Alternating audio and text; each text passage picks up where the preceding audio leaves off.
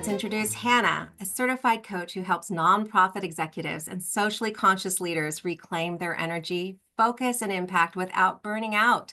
Through neuroscience-based tools, biohacking strategies, and motivation science, she helps changemakers like you move from exhaustion to sustainable momentum in just 3 to 6 months. Let's welcome Hanna. Welcome, Hannah, and welcome everybody to the 20th episode of Just Be of the Conversations. And I don't know if you can see them. I have my fire and heart. 20 episode, Jen. It's so amazing. And even more amazing to be here with our beautiful special friend, Hanna Essenburg. Thank you so much for coming on this conversation, Hannah. And let's dive in. My first question is, so Hannah, what are you noticing in this current environment and the individuals that you are interacting with? Thank you, Agakura. Thank you, Jen. Thank you both for inviting me, first of all, to your 20th episode. I'm so excited for inviting me. What I'm noticing, Agakura and Jen, is that a lot of people, especially in the nonprofit world, are feeling very depressed and a bit chaotic. It's a very chaotic time, and we don't necessarily know what to do or what to expect. With a lot of people are feeling a lot of anxiety, a lot of overwhelm, and we don't really know where to start from here. So that's what's happening at the moment. Although I have to say, when we talk about chaos, we always think, oh, it's a bad thing. But in a way, we could also think about chaos as a push for us to move towards creating something new, right? I mean, when you think about it, the universe was created out of chaos. So now we want to try to figure out, okay, we're in this chaotic moment. What do we want to create, and how do we want to create the world that we want to see for not only us, but for future generations? That's great. So this chaos and pushing to something new, for those of us who really are out there and want to make a difference, whether they're in nonprofit or activism, whatever their role looks like, what advice would you give to those who really care about making a difference and want to make a difference? Well, one of the things I think is, people like you, Jen and Agakura, all of us, we're already trying to create communities, right? You're trying to create your own community, and you're being the star that is, drawing people to you. So for everyone watching, Hanna was talking about building a community and having our individualism, but also noting with all this tiring advertising and news and being in that environment, being tired, looking at our own community and how can we help our own community, and really engaging with that and creating that, taking our strengths and making that more. Okay, Hanna, does that sound about right? Perfect. Thank you, Jen. Yes, it does. And what I was going to just add again is that, I really appreciate the fact that you and Agakura both are allowing me to, build bridges with your communities as well. So thank you for that. Oh, yes, you're an amazing resource for that. So thank you for being here. Okay, Agakura. Yes, so you've already talked about community, which I find is amazing. I think is what we need, especially in times like now. And my next question would be, so apart from community, what does coping in a fascist like country and world look like? And maybe also talk about self-care in this within this? Right, right. Um, it's a lot to answer, but let me try a little bit. So yes, I think one of the main things about being in this type of world where it's very, where fascism is on the rise, I think one of the main things is that we really have to know our values. Once you know your value, then yes, other people will come in and um, will try to derail you from your own values. But if you are strong within yourself, and it's almost the way I think of it is being like a tree, and you're sending your roots deep down so that you know who you are and what you value and what you want. What I see a lot is that people, because we're humans, right? So it becomes easy to become fearful because after all, you know, you don't necessarily want to rock the boat, so to speak. But if you know who you are and what you want, which is actually quite difficult to really figure out for yourself, right? I mean, to know what it is that is important to you. So for me, at this point, one of the things that I found important is that I needed to know, I needed to make sure that I'm healthy. I just recently had some health issues, and I knew how important it is to, when you're not well, you really cannot do anything that you want. So talking about self-care, one of the main things I think you have to be aware of is that you really need to make sure that you take care of your health first. And then from there, you can move on and try to do, the work that you were meant to do. So more like if you've ridden on an airplane, like put your own oxygen mask on first and then help those around you.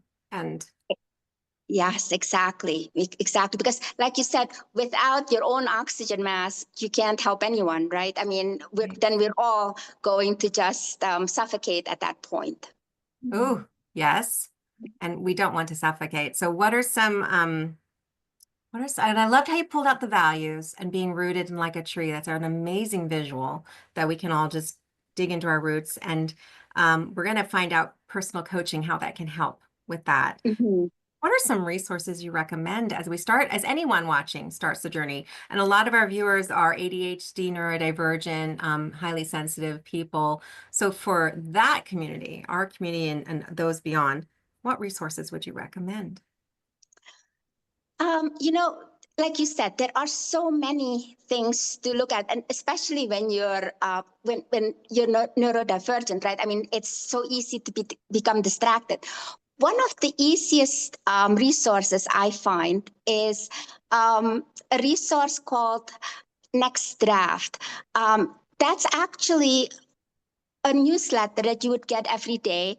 And instead of getting like everything from all these different sites, you get a very comprehensive, just like a one-page overview of all the things that are happening in the world, but he also gives you a little bit of context, which is what I feel we're missing in a lot of our news stories. So Next Draft is a really good one because it's not that long and it gives you very concise information.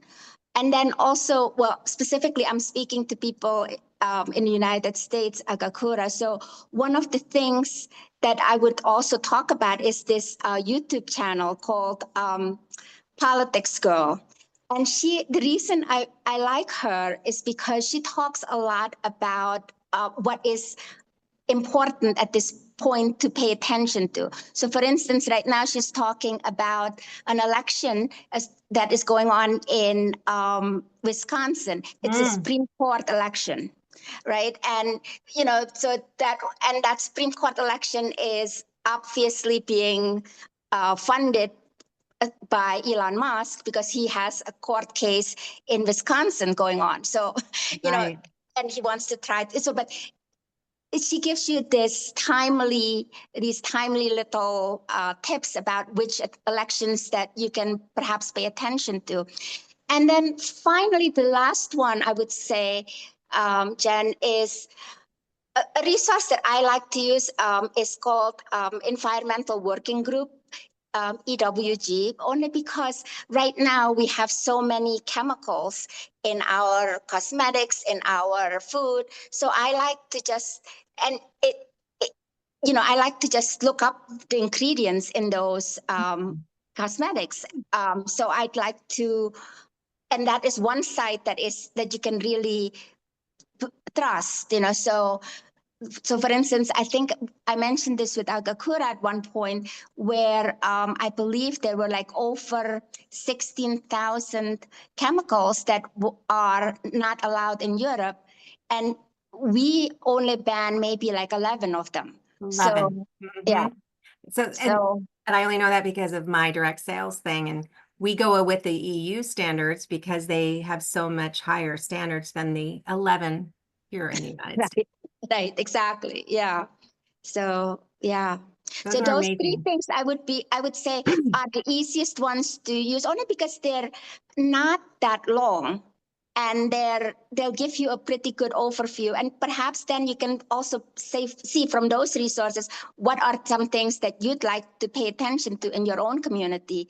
And again, go back to your own community and see if those are things that you'd like to get involved with. Nice.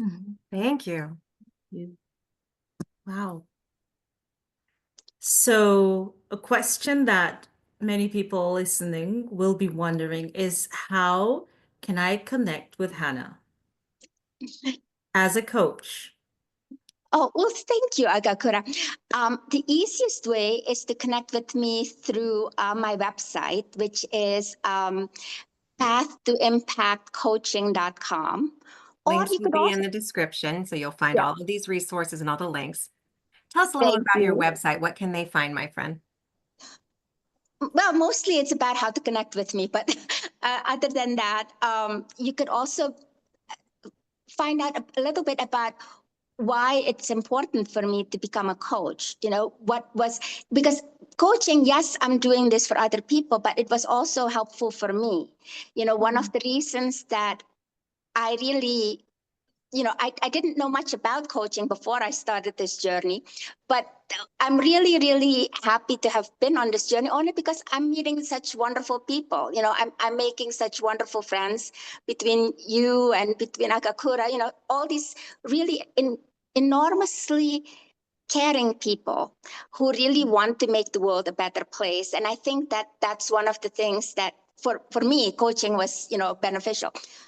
As far as I would say, for other people, if they wanted to get involved in coaching, if they wanted to learn a little bit more about coaching, or they just wanted to see how coaching can help them, then basically you can, if you're feeling very desperate and you're feeling very just not inspired anymore, but you really want to know, you still want to continue because you know that it's important, I think those are the people that can really benefit from coaching. Well, I love how you took us on your journey of where you got started. As of today, looking back to when you got started, how has that journey helped you? How has the coaching and helped you just to get where you're at today? For me, it's just learning that, because I'm one of those people who always thought I had to have all the answers. And having all, and realizing that with coaching, I realized that I don't have to have all the answers. I can actually lean back again to leaning into my community. I can lean into, and ask you or ask Agakura, okay, how do I do this? What are some of your opinions? What are some of your suggestions, on how I can make a better change, or, how I can continue to have hope in this particular world that we're living in. Oh my goodness. I love the lean into the community. I feel that with you, and I see you're our resource. We lean into you. I know I'm going to give this right back to you because you're this amazing coach who can see the and then some, and then you know how to connect us with some resources. So it's definitely a blessing to have you as one of my colleagues and friends, and your journey from starting to had to know it all. I mean, all of you who are watching and commenting below, have you been there? Had to know it all. But I like how you then took it and leaned into the community. That's a beautiful, your theme sounds community, it sounds embracing, it sounds loving. Um, I want to jump us into the question that Agakura had for you before we got started about biohacking. So would you lead us a little bit into that, Agakura, just ask her your question again, my friend. Oh, yes. My question is, I mean, I've read it so many times, but what exactly is biohacking?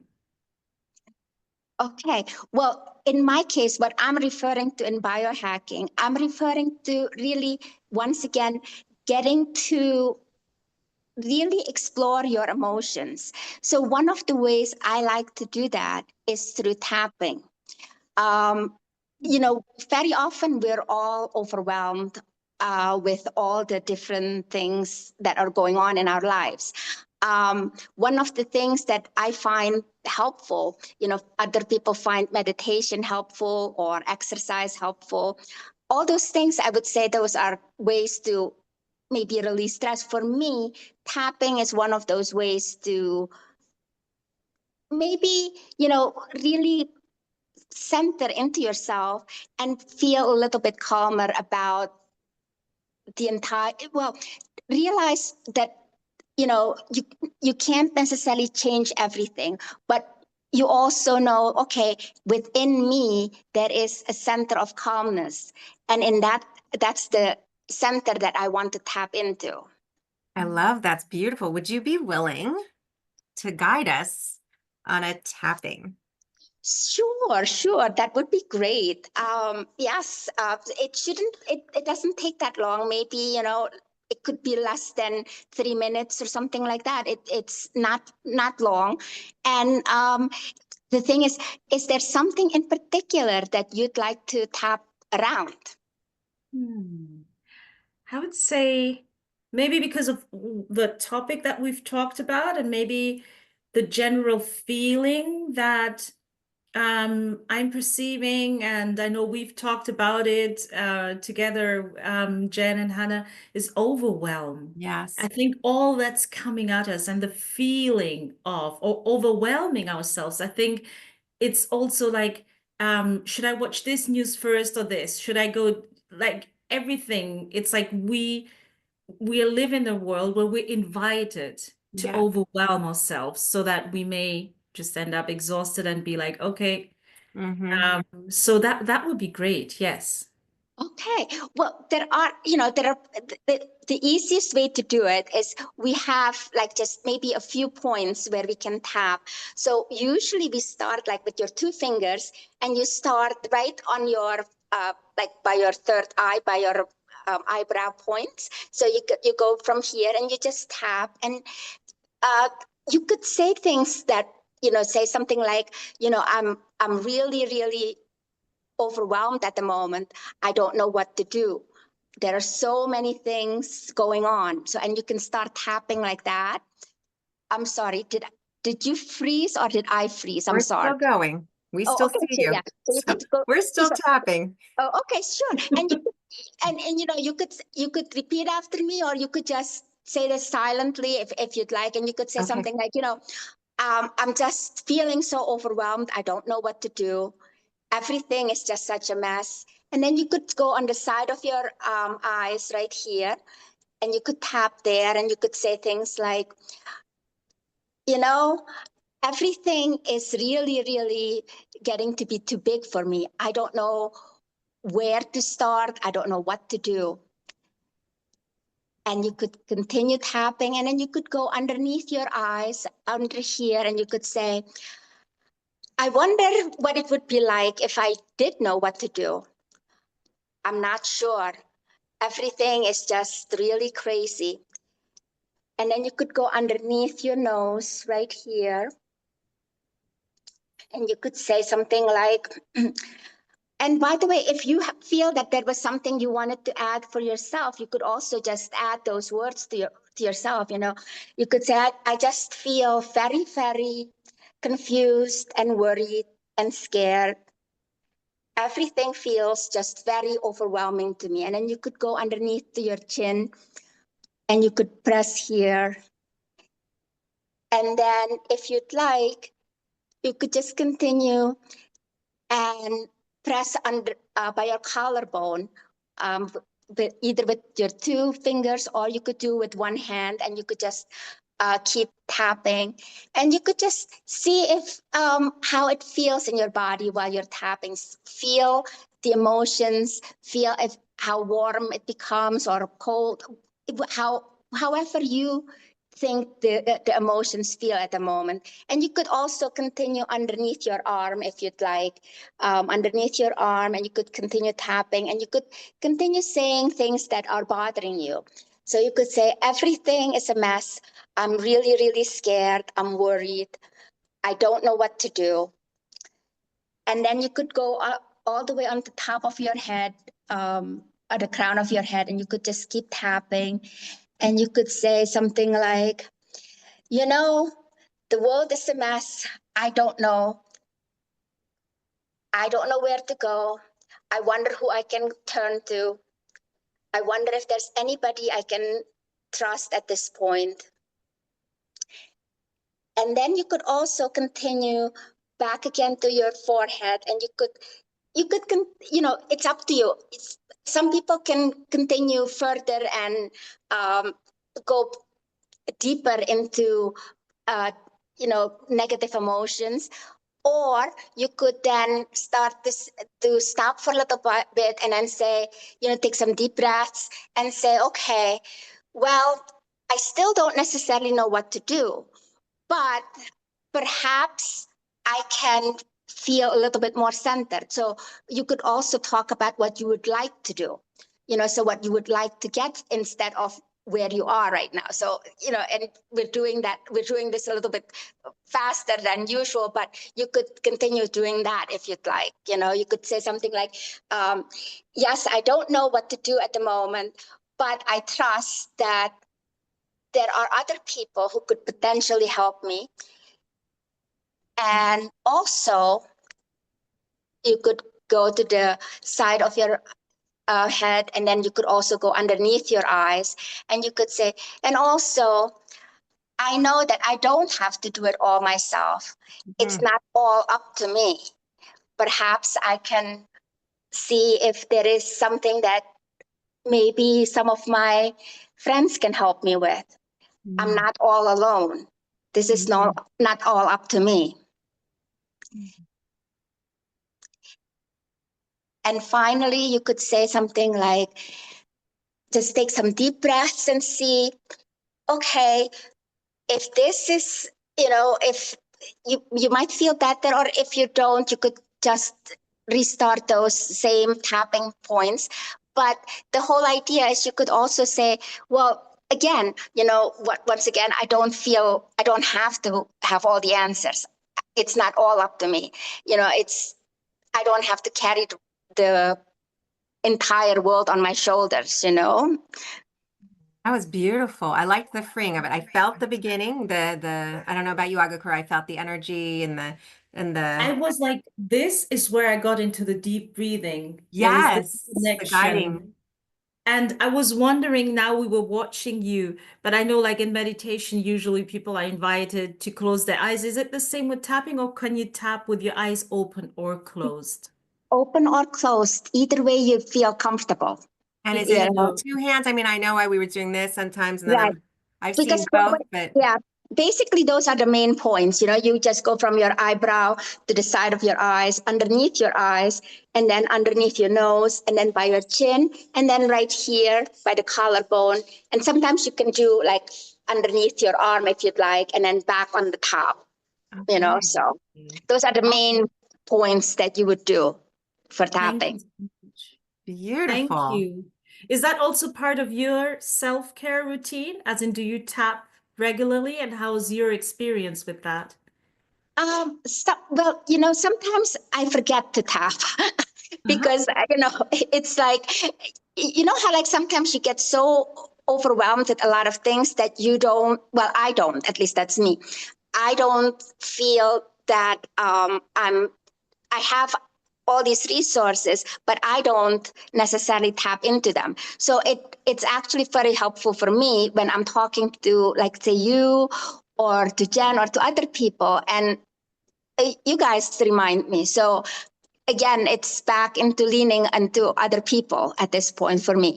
Yes, and building, I mean, like you, I forget. I have a toolbox and I forget my tools sometimes, and that's a great tool. Thank you for sharing that with all of us.